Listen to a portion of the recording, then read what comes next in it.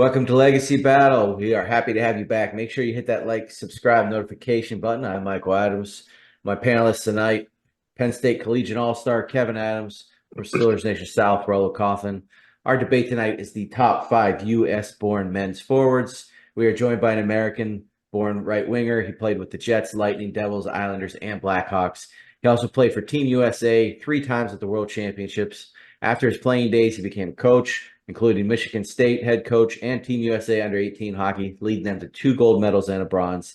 So we want to welcome a guy I scored a hat trick with earlier today as I beat Hartford 13-1. So we got Danton Cole here. Thank you so much for joining us. That's good. It's been a while since I had a hat trick, so it's good here. Yeah, glad to be with you guys. Well, Brian Bradley had like 5, so that doesn't surprise me. It's all good. So we are going to jump in our debate. Our honorable mentions, guys that just missed the list tonight: Dougie Waite and Joe Pavelski. And if everyone's listening and you're like, why is Brett Hall not on your list? Okay, he did rep Team USA, but he was technically born in Ontario, Canada, so we're not putting him on our list. And I know that goes against when we did our German show when we had Oli Kolzig, part of the German team, but that's just how we're rolling tonight. So we're going to start tonight with my personal favorite player of all time. I used to rock the Modano jersey in high school, so Mike Modano. Yeah, Mike Modano played primarily for the Minnesota/Dallas North Stars franchise. He did finish out his final season in the NHL with his hometown Detroit Red Wings. Modano was drafted first overall by the North Stars in '88, and after the team moved to Texas, he helped the Stars win their Stanley Cup in '99. As the all-time goal scoring and points leader amongst American-born players in NHL history, he is widely regarded as one of the greatest American-born ice hockey players of all time. He's considered one of the most influential players to basically make hockey in the southern part of the United States, especially in Texas. He was inducted into the Hockey Hall of Fame in 2014. In 2017, he was named one of the 100 greatest NHL players. In 2019, he was inducted into the IIHF Hall of Fame. Man was the all-rookie team in '90. He had, I think, 7 or 8 all-star games. He made the second all-star team in 2000. The Stars retired his jersey in 2014. He holds NHL records for goals by a player born in the United States, 561 goals, points by American-born player at 1,374, playoff points by American-born player, games played by American-born player, and game-winning goals by American-born player. He holds records for Minnesota and Dallas. Games played, goals in the regular season and playoffs, assists, points for the regular season and playoffs. Modano's a stud. He should be a shoo-in tonight. The man's got the stats, he's got the numbers, and he has a cup.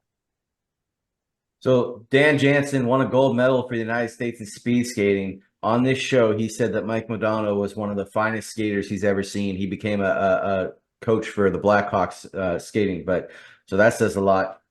Danton, what do you think of him? I mean, once Ken Hitchcock came around, he became a two-way player, and I think that's what led them to their success later on. But what are your thoughts on Mike Modano? Yeah, well, no, I'm definitely biased towards Mo. I mean, he's from the great state of Michigan here. He's a little younger than me, but was played on some U.S. teams with him and followed him all the way along. So I think everything you said, from longevity, the games he played, the goals he scored, found a Stanley Cup. The one thing, you look at sometimes and trying to say, hey, it was, making that first NHL All-Star team is in his time, was he one of the best players? And something that kind of skews hard in the era that Mo played in is there's a couple guys like Gretzky and Lemieux, and it gets a little crowded at the top there. So when you're at that top tier there, it gets real hard. So, but no, he's done everything. He said in the World Cup team, don't forget about that team. He was a member of that the 96-97 team that won. So a fantastic player. And you're right, skating. He was he's a beautiful skater. God touched him with that. So, yep, he's everything you guys said there. He had the perfect ending in Dallas, so I try to forget his Detroit Red Wings one season there. I don't know about everybody else, but we're going to move on here to one of 2 active players that we're discussing tonight, Austin Matthews. So Austin Matthews from San Ramon, California, is probably one of the best scorers of this generation right now. He turned professional at 18 in the Swiss National League. He would establish himself as one of the top prospects in the world with his ridiculous skating and puck possession. He was second in the league with a 1.28 points per game average and was second to former Wild and Islanders Pierre-Marc Bouchard in MVP voting in that league. He would then get drafted first overall in the 2016 NHL entry draft, becoming the first American to get picked first overall since 2017 with another guy on our panel, Patrick Kane, in 2000. In 2007. He would not disappoint the fans in Toronto and around the league, scoring 4 goals in his first NHL game versus Ottawa. It was the first time in NHL modern history a player would score 4 goals in their debut. And that game, after that game, his jersey became the highest selling jersey in the NHL. He would finish with 40 goals, tied for second in the league behind the great Sidney Crosby. And he would break the rookie record for goals by an American-born player. And he would lead the Maple Leafs for their first playoff appearance in a full season since 2004. He would win the Calder Trophy, getting 164 of 167 first place votes. He would miss 34 games over the next 2 seasons, but still average 36 goals and pick up 47 goals in the COVID-shortened season in 2009-2020. He has led the league in goals 3 of the past 4 seasons, including this past season, with 69 goals in leading Toronto to 102 points in the regular season. His aggressive style, his puck handling size, and skating ability makes him one of the league's best scorers and talents. The puck is his, in his mind, is his, and he's going to be aggressive, putting the puck towards the net. He will only be 27 in this upcoming season, and who knows what type of goal scorer he's going to do in his prime. The only knock on him is the success in the playoffs. That's really the only knock on him, is the lack of success by the Maple Leafs under him. Danton, will he hit 70? He's, like you said, only going to 27 years old. And does he have to win a Stanley Cup to get put into the GOAT conversation? You know, it helps. I think what it does, it just sets you apart, and then, because that's something people can hold against you, whether you think it's fair or not. That does come up in a discussion. But you're right, he's only 27, and I find it interesting. People talk about playoff success, and I did look up his stats, just kind of wondering. But he's got 48 points in 55 games, and you look at some of those series they've been playing. I mean, you're going up against Boston, some teams like that in the first round. It's not the easiest. So I think he's building on that. I was around him for a couple of years there with the U.S. team, and he was with the other berth here, but he played with us quite a bit. And I tell you what, we had a lot of good players through there. I missed Patrick Kane. I wasn't around when he was there. But in terms of a human highlight reel and just a hockey computer, Austin Matthews he's one hell of a player. And the only thing really, like you said, the Stanley Cup is missing right now. I think hey, hopefully he'll get one. It'd be great to see. But just a longevity thing right now. You find you look like a guy like Modano's played 2.5 times as many games. So, but I think there's everywhere Austin's been, he's set records, and I think he'll continue to do that. So I don't know I don't know when we vote on this here, but I don't know if he's right now. He might not be Mr. Right now, but he might eventually be the guy. I think if we have this conversation in 10 years. That's a great segue into our next player, because if Modano is the guy, the one who may pass him before Matthews is Patrick Kane. Still not done playing. So as of the end of the 23-24 season, 1,230 games, 1,284 points. That is good for second tonight behind Modano. 471 goals puts him sixth, and 813 assists is first all-time for U.S. forwards. Ironically, he's only behind defenseman Phil Housley, so hats off to a defenseman leading USA on that. But an intriguing stat that it doesn't actually help my argument today, but he has 0 shorthanded goals. I can't believe a player of his caliber could have no shorthanded goals. And I know he didn't play a lot of penalty kill, but still.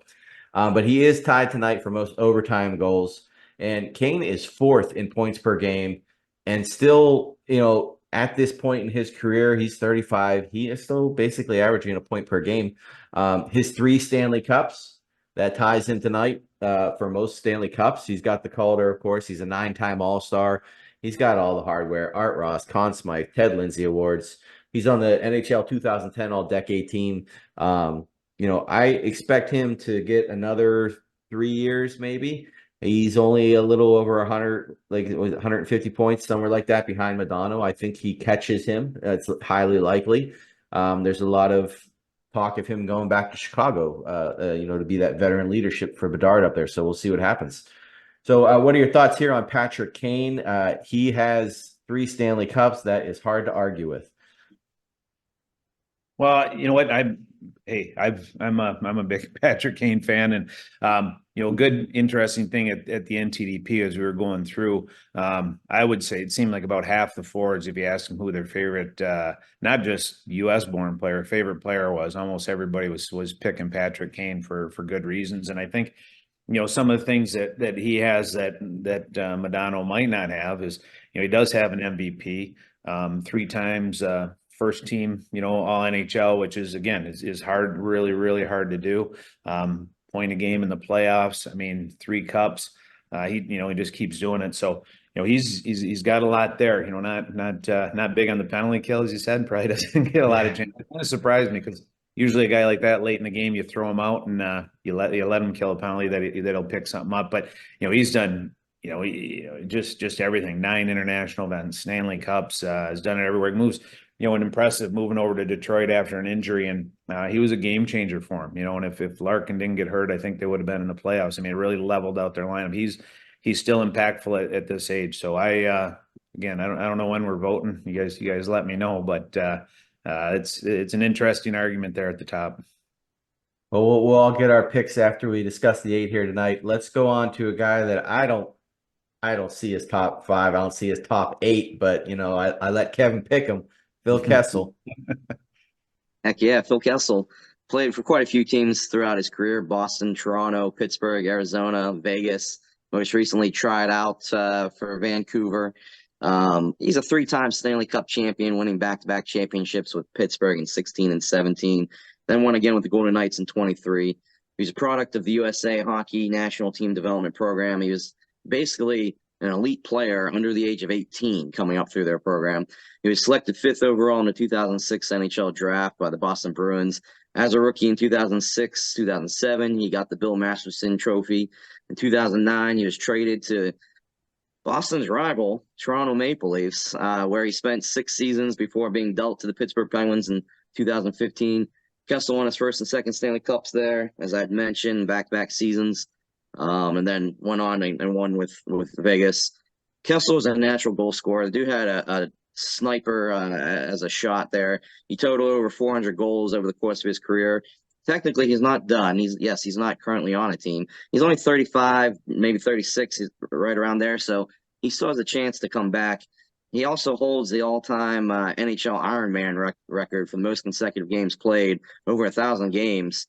Became the 5th player to ever record 900 consecutive games played, and his streak spanned over 1,064 consecutive games from 2009 2010 to the 2023-2024 season.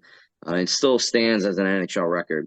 He played internationally for the United States, won a silver at the Olympics, also silver and gold at, I think, the World Championships. And he has 413 goals, 579 assists, 992 points. He's doesn't have as many goals and assists as the other players, but that Ironman record is impressive. And let's face it, he can eat more hot dogs than any other player in the league. I was wondering if you're going to bring that up. Yeah. So the one stat you forgot is the best stat here tonight. He is 1-0 against cancer. So I mean that's just why an I got the Bill incredible story. Masterson Trophy. Yeah, exactly. So Danton, I'm not going to take anything away. Kessel's a great player. I loved the HBK line when he was in Pittsburgh. That was just an awesome time there. So what are your thoughts? Do you think he is a top 8 player? I mean, we're debating top 5 tonight, but we're discussing 8. Yeah, I think this list, it makes it hard, and not that he hasn't accomplished an awful lot. I mean, he's a wonderful hockey player and scores goals, and you can play him with anyone and he'll score goals. I think he's one of those guys you put on the 4th line, he'd score. He'd put on the top line, he'd score. The longevity, that's an unbelievable thing, and I know people goofed on him a little bit at times. I think we have tonight, maybe on his conditioning or some things like that. But man, he was durable and could play the game. And But he might not be the best player in his family. I think Amanda might be the best one. And so you can't get in the top 8 if they're not the best one in your family. But no, he's a heck of a player. And I think he's, if you ask me, yeah, probably just on the outside looking in with this group, but that's still pretty high compliment there. Let me ask you about that Iron Man streak. I feel like it's harder in hockey to do than it would be in any other sport. I mean, what are your thoughts on someone playing, was it over 900 straight games? That's incredible. Yeah, it's hard, and I think there's a few factors. One, I mean, if you know, football obviously is a physical sport too, but you know, you've got that week to kind of catch up and get healed up. Hockey, just with the travel and the amount of games and the compression of the schedule, it's hard to run a streak together. I was looking at Nicholas Lidstrom. They had something on him the other day, and he played like 99% of his games. I mean, those guys are amazing. They just hit, you know, 80 or 82 every year, and you know, to get to 900 and some games, that's one, you got to be good enough not to be taken out of the lineup every once in a while, but you know, just to be in the league that long and play that many games, it's a hard thing because there's always something. You know, your Terry Crisp used to say, you know, the only day you should be healthy is the first day of training camp, and the rest of the year you're just, you know, you're trying to get yourself back on the ice because you're getting banged, you're getting bumped all the time. So I think, yeah, hockey is a little different in that case, and that's, I think, makes it even more impressive. Well, let's go to Jeremy Roenick. Jeremy Roenick was born in Boston, Massachusetts, and he started playing hockey at the young age of 4. He would play in a variety of minor league teams coming up. It was so impressive that he was drafted 8th overall by the Blackhawks in the 88 entry draft right out of high school. That same year, he would also play in the Wayne Gretzky-owned Hall Olympiques of the Quebec Major Junior Hockey League, scoring 70 points in 28 games. He would then join Team USA, representing the U.S. at the 1989 World Junior Championships, and he would total 25 points, which were a record in the World Junior Championships until 2010. He would debut for the Blackhawks in February of 1989 and would tally 18 points in 20 games. In that season, Roenick would show one of his career-defining traits, which was toughness. He would get cross-checked and get his front teeth broken, remain in the game, and then score a power play goal on the next shift. The next season, he would become a full-time starter and pick up 66 points in 78 games. But the playoffs, he picked up his scoring with 18 points in 20 games, and Chicago made it to the Norris Division semifinal. The next season, he would score 94 points, and the following season, he would pace the Blackhawks with 53 goals and 103 points, leading Chicago to the Stanley Cup final against Mario and Yarmer and Kevin Stevens. He would then lead Chicago in points again, picking up his second straight 50-goal season. The following season, he would pick up 33 goals, 33 points in 34 games in the lockout shortened season of 94-95, and score 61 points in 66 games his last season in Chicago. He was then traded to Phoenix, and he would become the first player to wear 97 in the league all time in over there. He would make 2 All-Star games with the Coyotes. He would then sign with the Flyers in 2001, and that season he won team MVP with the career high 40, with team high 46 assists and a plus 32 plus minus. He would play for the Kings, the Coyotes again, and eventually the Sharks, who he retire with. He is 5th all time in points by an American born player, 7th in assists, and 4th in points and 7th in goals. He's a 2-time U.S. Hockey team member, a 9-time NHL All-Star, and he is the highest point scorer in NHL history, not in the Hockey Hall of Fame. That's the question. That's the question right there. Will he get in the Hall of Fame, Danton?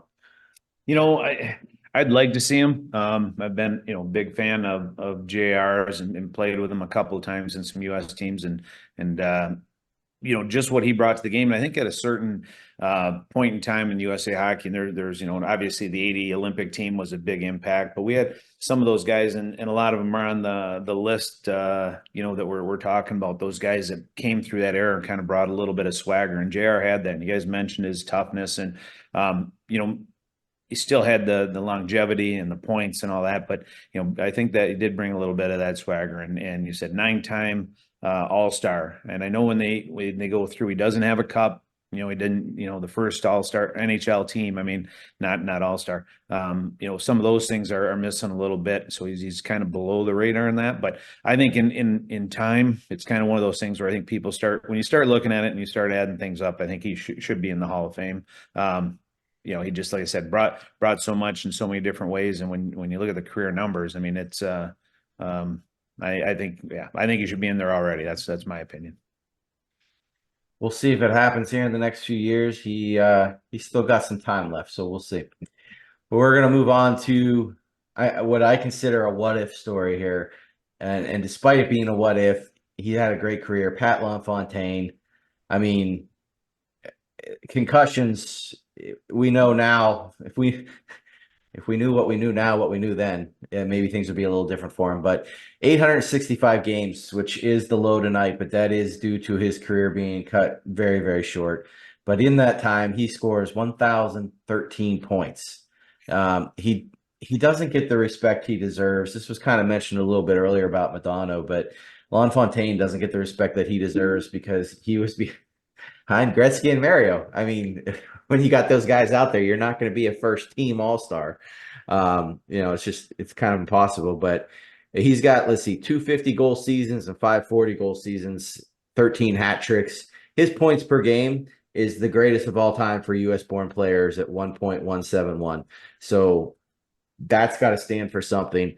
His faceoff percentage is also the best tonight. So, you know, there's more to hockey than just getting points, and he could win a lot of faceoffs.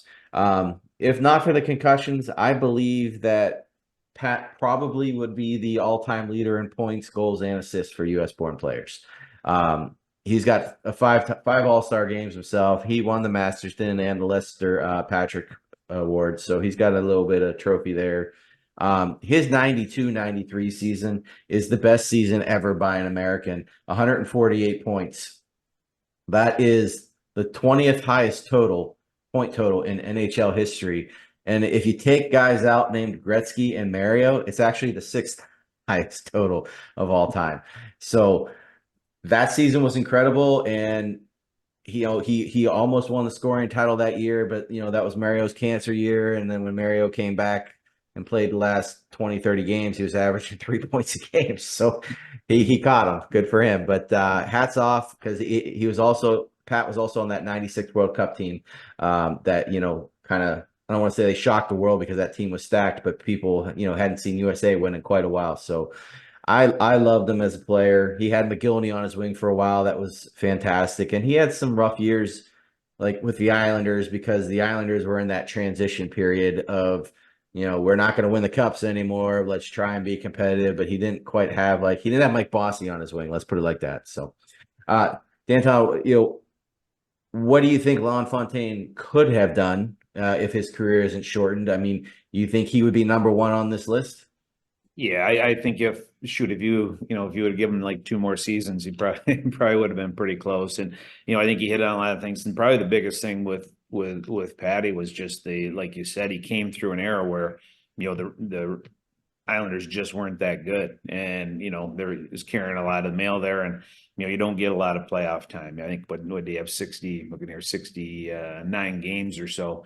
Just didn't get a couple of those runs, and it would have been great to see him end up there, and tried in Buffalo, like you said, with McGillney. We saw some of that, but I can tell you from playing in that era, and I was primarily a checking center, that he was one of there was a lot of handfuls in the league back then, but Patty there was the pre-scout, there was a lot on him and how you had to control him and things he had to do. He was an impactful player. So I think you're right. I think he's the only thing holding him back is just a little bit of time, but everything he had done, and you mentioned the World Cup and all that, and the Masterton Trophy too, which was quite a story with Patty. So yeah, he's a fantastic player, and like I said, give him 2 or 3 more seasons, and I think he'd probably be the leader in the clubhouse. Let's go to Joey Mullen. Joey Mullen. Dude played 16 seasons in the NHL for the Blues, Flames, Penguins, Boston Bruins between 1980 and 97. He was a member of 3 Stanley Cup championship teams, one with the Flames in 89, and and then back-to-back with the Penguins in 91, 92. And he turned to coaching in 2000. He was an assistant for Pittsburgh briefly, was a head coach for Wilkes-Barre Scranton, and then was an assistant with Philly. But this man was an undrafted player. He was an all-star when he was with the Boston College Eagles before turning professional with the Blues. He was the CHL Rookie of the Year in 1980, and then the Most Valuable Player in 81. He won the Lady Byng Memorial Trophy twice, as well as the NHL Plus Minus Award. Mullen was named first All-Star team in 88-89. He played in 3 other NHL All-Star games. He played for the U.S. national team on several occasions, including 3 Canadian Cup tournaments. He's the first American-born player to score 500 goals and to reach 1,000 points in his career. He received the Lester Patrick Trophy in 95 in recognition for his contributions to the sport in the United States, which is impressive. He was inducted into the Hockey Hall of Fame for the United States in 98. And then the regular Hockey Hall of Fame in 2000. Finished his career with 502 goals, 561 assists for 1,063 points in 1,062 games. So he did average over a point a game, just barely, but he's over a point a game. Played well. I think he was a great two-way forward also. That's why he had the good plus-minus as well. Joey Mullen was a great player. Yeah, good plus minus because he was on Penguins teams that were scoring 120 goals a game there for a while with Yager and Taka. But he didn't Francis win that and Lemieux. when he was with the Penguins. That's true. But, one thing about Joe Mullen before I come to you, Danton, everyone expected him to be the main player for the 1980 U.S. Olympic team. Joe Mullen was the best collegiate player out there in the United States, and he took the money and went pro from the New York Rangers. So would have been interesting to see what he could have done on that team. I mean, obviously that team ended up being the perfect chemistry-wise, but you never know. So, Danton, what are your thoughts on Joe Mullen? I mean, he was a small guy, and he didn't have a problem putting the puck in the net. He's about my size. That's perfect size for a hockey player. What are you talking about?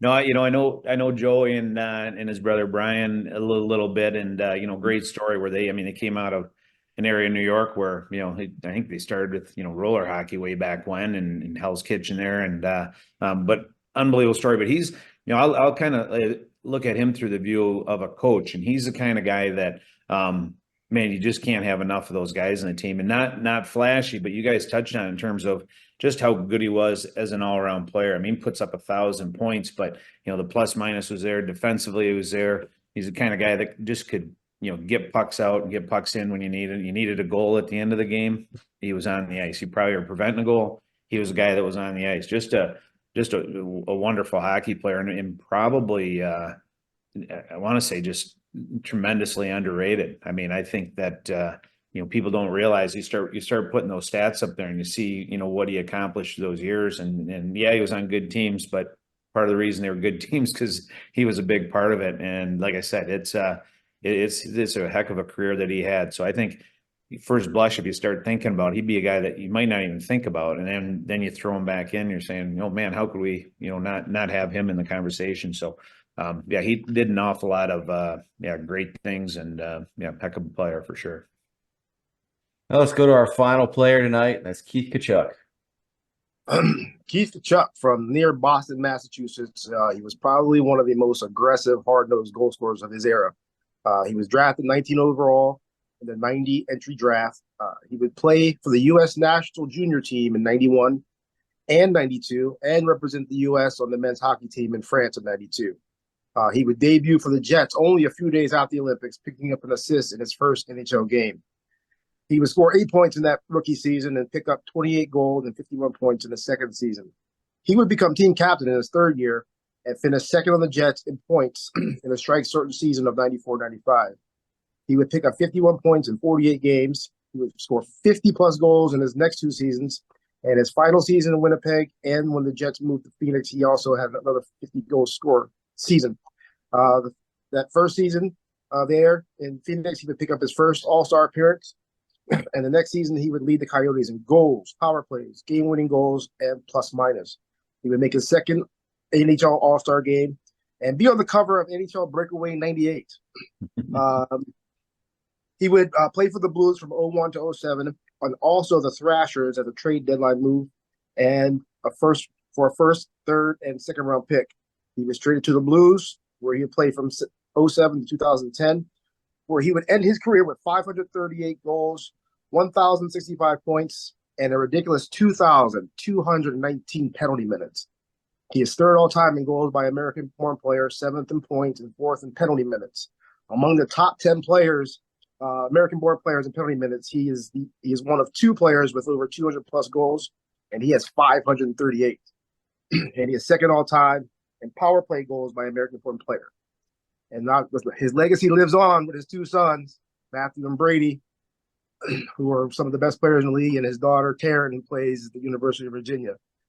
Underrated, but he definitely has the stats where he should be mentioned among the greats. Danton, power forward numbers. What can you tell us about Tkachuk? How hard was it to get him out from the front of the net?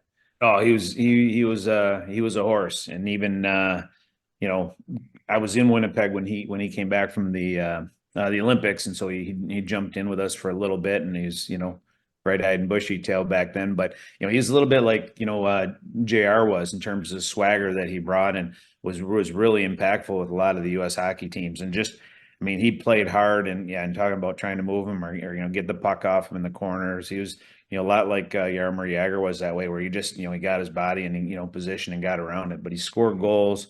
He was tough. He was abrasive. The apples don't fall too far from the tree. You know, I was around.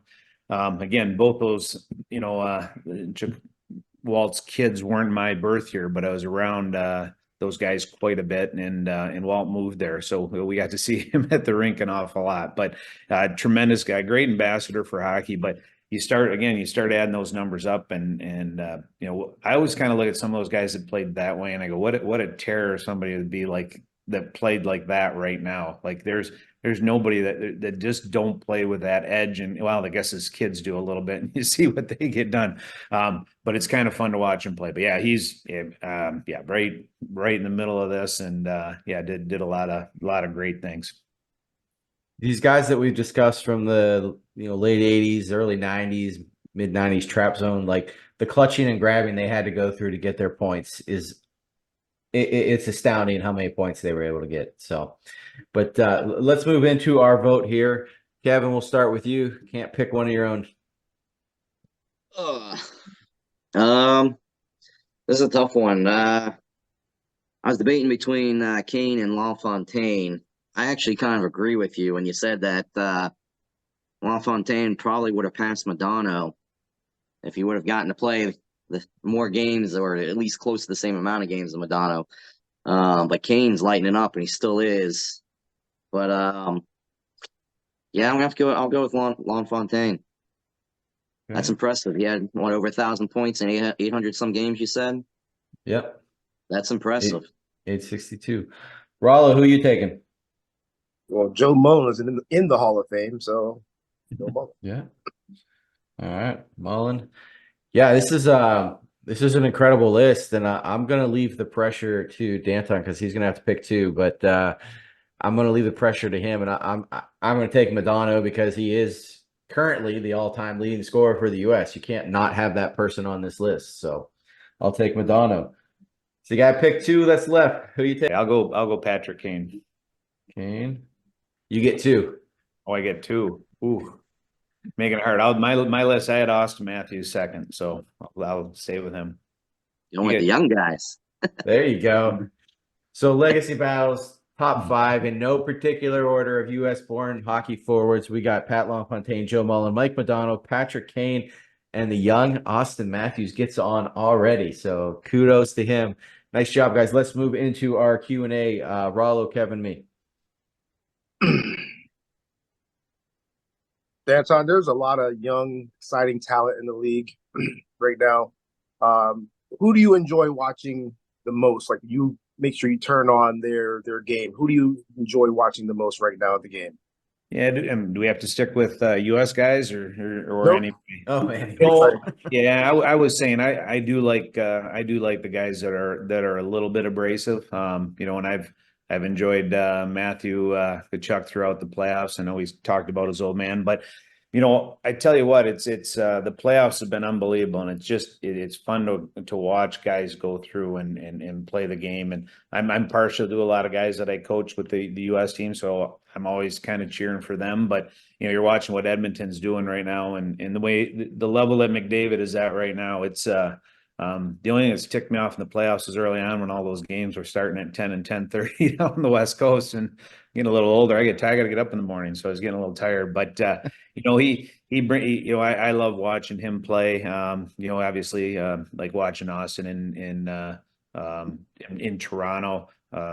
I enjoyed, with the Rangers. I had four of the guys that played D for me with the U.S. team, so I kind of like watching them. Clayton Keller is one of my favorites. Again, these are kind of guys that played for me at one point. But I think the league as a whole, it's every night. You watch, and then the teams that are out, you watch Vancouver. There's just so many good players, and then even Tampa, and then Boston.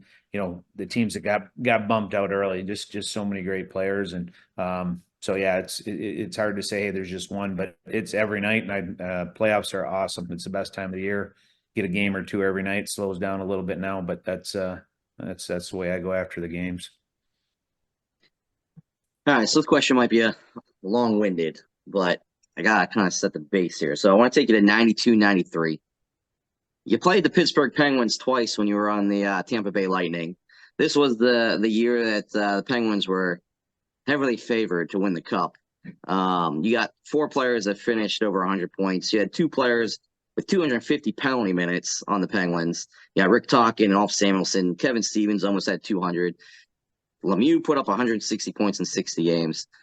What do you guys do to prep for a team like the 92, 93 Penguins when you guys are going up to face them? And what's the mentality going into a game against them? Well, it was a little different. When I was in Tampa, we were a younger team. We weren't great, and I guess then a year later or 2 years later, I guess when I was in New Jersey and we were getting ready to play them in the playoffs. So there's probably two different ways. If you're outmatched that, as we probably were in Tampa, just from goalie on out, outmatched everywhere. I think you have to look at it as you're playing a game where you want to control the ice and take things away from them. And you just have to have an understanding that you can't turn the pucks over a ton of times. So you've got to put pucks in behind them. They're a little bit of cliched things, but you have to get pucks out of your own end quick, get pucks up and in behind them. And one thing that I think is a little counterintuitive against really good teams is where teams would say, well, let's back off and make sure we don't get beaten. I think we always found that it was kind of the opposite. It's kind of like took us a while with the U.S. team to figure out playing Team Sweden, is that you have to get in their face and take away time and space and make it as uncomfortable for them as you can, and just make sure that you have those layers kind of coming on the backside. So it was kind of easier maybe for teams going and playing a team like that with Pittsburgh, because you're going to be hyped up and you're going to be ready, and you're going to be on your game and mentally prepared and say, hey, we can't miss anything. So sometimes you catch them sleeping a little bit, but the hard part about it was that you could play the perfect game and everything's going right, and Mario could decide that he's going to win it in the last 5 minutes, and there wasn't a hell of a lot you could do about it. So he could kind of take it over. So yeah, I think it was the mentality went in, but it was a little different with New Jersey, where we were able to.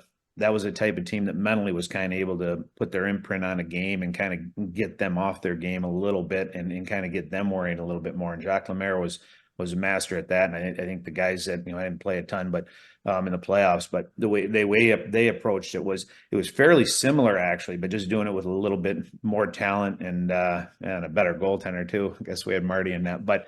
So yeah, you just can't take a shift off, and because they'll make you pay, and it's a challenge. So let's stick with that season here. You're traded to Tampa for future considerations. It's the inaugural season of the Tampa Bay Lightning. What were your thoughts on the Tampa Fairgrounds and that first season's fan base there? And by any chance, do you know what the future considerations ended up being?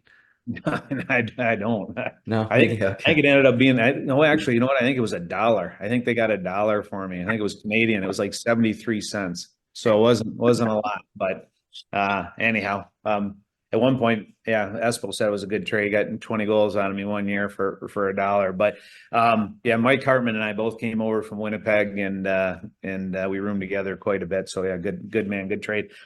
We love being down there. It was fun. That first year there was something kind of special about it, and the just the tightness of that arena. It was only 10,000 seats, and it was all the metal bleachers, and it got really loud in there. And we really had a trailer in the back of the rink that was our locker room. So I mean, there was kind of some oddities to it. And you're right, we had, in the winter the circus was there, and the trainers would go out back and they'd come back in with elephant ears and snacking in between periods. So it was kind of funny in that sense. But I can tell you it was, we some of our older guys, Basil McCray and Rob Ramage, and some of those guys. Wendell Young was one of our goalies. They did such a great job in terms of bringing everybody together. And Crispy was really good in terms of that too. Like it was a very close team. We did a lot of things together, accomplished a decent amount. I think at the time it was one of the better records for an expansion team till they kind of changed the rules coming into it. So it was a great experience. You were coming into an area, a lot of hockey fans, a lot of excitement.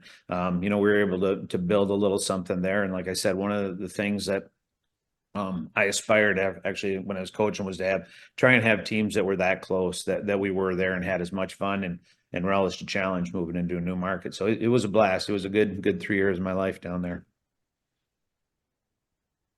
Good, Roland. Yeah. Danton, you played your collegiate hockey at Michigan State University, and then you wound up going back and coaching your alma mater. What was that like, being able to go back and give back to give to those kids who probably looked up to you? Yeah, it was, and this kind of backstory on that. Like my dad was a professor at Michigan State, so I grew up around MSU. My whole family went there, and they started when I was, pretty young. We moved to Lansing, and then they started getting really good in the late '70s, and Coach Mason was there. So that was where I always wanted to play, and I was fortunate, to get that opportunity. And then you play, you don't really think what you're going to do afterwards. But once I got into coaching, and I had been in it a few years, I thought Coach Mason was going to live forever and coach forever. I never thought I'd get an opportunity, but it was somewhere that I always wanted to end up. And family wise for us, it was a heck of a 5 years. It was some of my favorite times, and we didn't get quite to where we wanted to. We got some things accomplished, but incredibly honored to have that opportunity. Like I said, it's one of my favorite places. I grew up on that campus, and just to go there every day and never seemed like work, and see what those young guys did. And they had a great run this year, and they're kind of getting their back to where they want to be. But yeah, it was probably I don't know what my favorite place to coach was. I had so many really cool things. U.S. team was fantastic. Pro hockey here in Grand Rapids was great. It just, like I said, I can't pick any, but that was definitely a highlight and a dream come true for me. But kind of segueing off that, so you came up through, college, played some minor league, made it to the NHL, and then you became coach college, coaching the USA team, as you mentioned. What kind of advice would you have for young players coming up right now that are trying to work their way up and hopefully one day make it to the show? Yeah, I think it's really, people really try and get, and try and throw all these things, and you got to do all this stuff. I talk to a lot of youth groups, and I think that, there's a few things you've got to, make sure that you're enjoying yourself, what you do. Make sure you're not a good teammate, you're a great teammate. And then make sure that you give everything you have while you're out there. And if you do those things, and you kind of keep that type of mentality and really push it, hey, if God touched you with enough talent and you work hard enough, then you're going to get a shot. But don't shortchange yourself. And I think there's so many pressures that are on young guys these days, and they get lost in comparing themselves to other players. And, well, I've got to go play for this team. I think Mike Babcock had a really, really good thing. He said, it's not the player makes the path doesn't make the player. And if you stick in the right areas, find good coaches, find teams with tons of good parents and good kids on, and have fun, play hard. It'll come. And if you keep doing that, and I'd love to see more kids playing more sports, and not one, I'm kind of whistling past the graveyard here, I feel a little bit, but play baseball, play lacrosse, run track, play hockey during your season. And you know what, hey, when you're 15 or 16, maybe you have to make that decision, but I'd like to see a lot more well-rounded athletes. I'd like to see guys, hey, not worried about, hey, is Bobby over there better than me? How about just take care? How about you get a little bit better every day? And I try and talk to that, and I think sometimes the young guys listen, sometimes they don't. The parents never listen. So that's it. But I'll keep saying the same things. And you know what, the guys we had at the U.S. team, we had a lot of great experiments there with players, and the guys that had, Dylan Larkin's one of my favorite all-time players, and talk about the right attitude and the right push and the stick-to-itiveness and just keep getting better. And I saw where he went from the first day to that last day. I remember talking to NHL teams. I go, you guys are crazy. I go, this guy's going to be a star in the NHL. And, a lot of guys thought I was crazy. And, yeah, you do things the right way and it'll work out. You might not get in the NHL, but you know what? The habits and the things you do and the things you learn and doing things the right way. And like I said, being a great teammate, that stuff's with you for life. So I'm going to kind of combine two questions here. What did it mean to you to get your name engraved on the Stanley Cup? I mean, there's only so many players that has happened for, with the New Jersey Devils, of course. And then I saw that you played half a season over in Germany. So I was just wanted to, get your thoughts on that extended ice, playing on that, how you liked it, and how good was the competition at that time over there?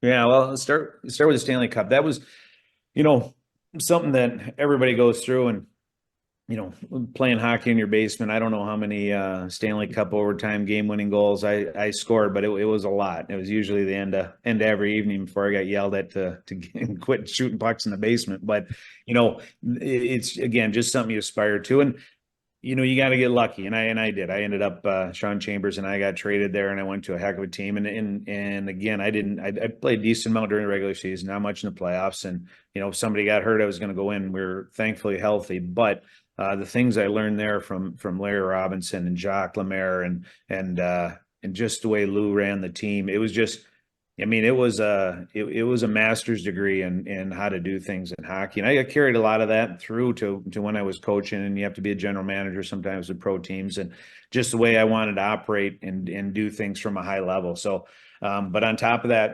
that's something, it'll be on there. I'll be long gone before the ring that I'm on there gets taken off. And it's a topic of discussion. You kind of, it comes up and you get introduced that way. I really wish people would say, hey, he's a good, devout man that has 3 wonderful daughters. He's a good husband, and he's good in his community. And but that does come up. So it's kind of nice. It's like I said, it's something that I can't really take away from you. So I enjoyed that. And over in Germany, it was, we got kind of towards the end of my career. I was going to play a little bit longer, and we figured we'd take a shot and try it out over there. It was good. I always liked the big ice. I was a pretty good skater, and I enjoyed it. The competition was really good. Very comparable to probably the American Hockey League or the old IHL when there's a lot of top farm teams there. So it was good. I really enjoyed it. There was not a lot of imports at the time, but it was good competition. And then it worked out that I was able to come back here in Grand Rapids and finish that season with the Griffins, and ended up pretty much being with the organization for about 10 years. There's one year where I took off as a head coach in Muskegon and then came back. So yeah, but it was fun. I enjoyed it. It was a good thing to try out. We had 2 young kids at the time, so it was a little bit tough on my wife and just being in a small German town that not a lot of people spoke English at the time. So it was a little tougher on her, but no, it was a great experience. Really enjoyed it. Before I let you go, I just want to ask you one more thing. So you had mentioned, Dylan Larkin. So that Team USA coaching the under 18s there. What is there any names other than Larkin that we might recognize today that you coached and helped bridge their gap to the NHL? Like I said, with the Rangers, I mean, Jacob Trouba was with us. He was with their first group. Seth Jones was with that group.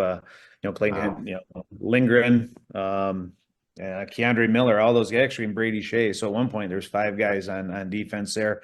Ottinger in Dallas was one of our guys. Joe Wall in Toronto. Those were a couple of our goalies that are still playing. Like I said, Clayton Keller. So I think, yeah, it's quite a few. There's not too many nights where Frankie Vetrano was there. I'm just kind of going Ryan Hartman. Yeah, there's quite a few. So yeah, not too many games where there's probably not 3 or 4 guys that I coached along the way that are on there. I'm trying to think even in Detroit there. Andrew Kopp is there with Lark. So yeah, there's quite a few guys that came through, and that makes it fun to watch it. The other thing now is like a lot of my friends are coaching in the NHL, so I cheer for coaches as much as I cheer for players anymore. Jared Bednar and Butch in Vegas, that was one of the first guys that I worked with. So yeah, a lot of good friends either playing or coaching, and but it is neat when you see a guy on there and you just when you're around them at that age, that's their dream. That's what they want to do. That's their single focus, and you know what, not a lot of people's dreams come true, and it's pretty cool when you see it doing. A lot about them, and the stories behind them, and how hard they've worked. And some of the people think going to the U.S. team's all gravy, but it's a sacrifice. You give up a couple years of your life, and you're not going to school dances, and you're just you're focusing on your career when you're 16 and 17 years old. So I appreciate the sacrifice those guys did, and hey, it pays off for a lot of them. And again, like I said earlier, hopefully the things that those guys learned while they're there, even if they're not in the NHL, pays off for them career wise, and hopefully they're good men and good in their community. I wasn't going to school dances either, but that was for other reasons. Anywho, thank you so much for joining us. I appreciate you coming on tonight. Yeah, well, that was a blast. So I remind everybody, hit that like, subscribe, notification button. It's very important to any show that you watch it. You hit those buttons. That's how we survive. So thank you everyone for watching. We'll see everybody next time. Have a great night.